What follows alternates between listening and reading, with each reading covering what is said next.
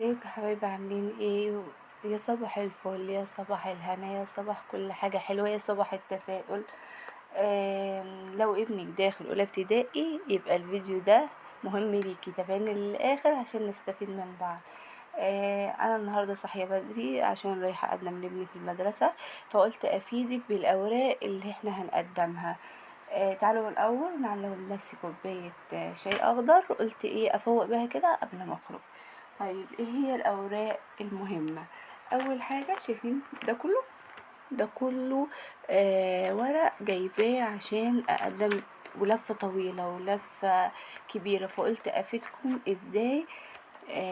وايه هي اللفه ديت عشان اسهل على كل حبايبنا.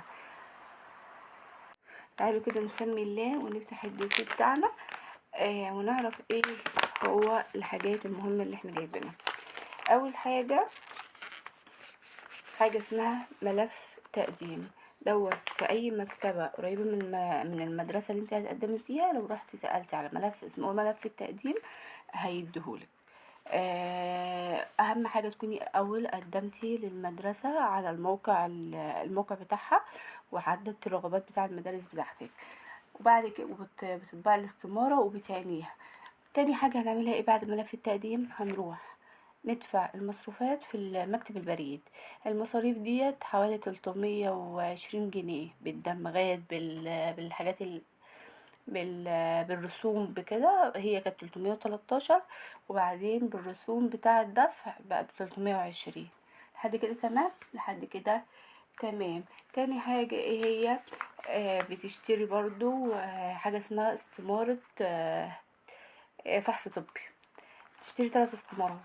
ال3 استمارات دول بتروحي بيهم الوحدة الصحية، ومعاكي صورة شخصية للطفل، صورة حديثة، وبتروحي هناك هي مجرد حاجات روتينية، بيكتب لك الطول والوزن وهو لائق تبع البطنة، مجال السمع والأسنان والتحاليل والبطنة والجهاز التنفسي والطول والوزن، ده كله تمام.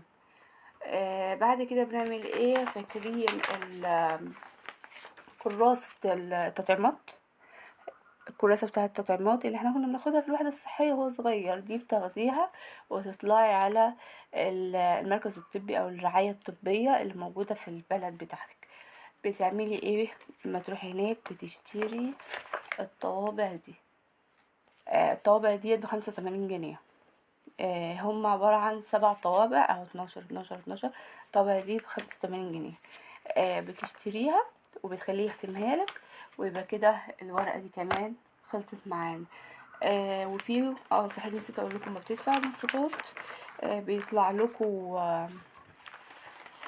لكم وصل بالمصروفات الدراسية، مكتوب فيه الاسم ووقت الدفع والبيانات دي. وادي الاستمارة بتاع التسجيل على الموقع الالكتروني، ودول الاستمارتين بتوع الفحص الطبي. وبعد كده بتعملي ايه؟ هي لفة طويلة معلش. بتجيبي شهادة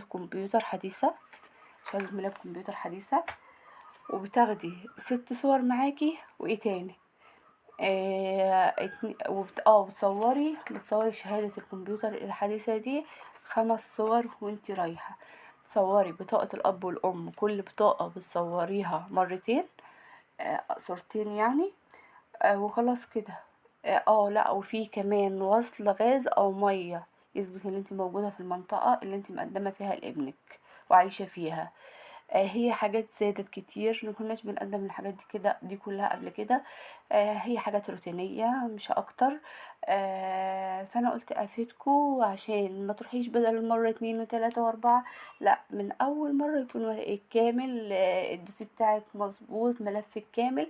هتروحي تاخدي الطفل معاكي وتقدمي في المدرسة، لان دلوقتي بيقولوا فيه زي انترفيو كده، المدير بتاع المدرسة او الاخصائي بتاع المدرسة بيقعد يتكلم مع الطفل شوية. برضو حاجة روتينية. مجرد ان هو هيتكلم معاه، الام هتروح تقدم او الاب هيروح يقدم، وخلاص خلص الموضوع على كده. ايه رأيك يا جماعة في فكرة الفيديو بتاع النهاردة؟ يا رب لو كنت استفدتي مني، يا ريت تدعميني بلايك واشتراك للقناة وتفعلوا زر الجرس عشان يوصلك كل جديد مع عالم هبة. بحبكم في الله، ويا رب الفيديو بتاعي النهارده كان مفيد بالنسبه لكم واستفدتوا منه. مع الف سلامه يا حبايب قلبي، استنوني في فيديو جديد في عالم هبه.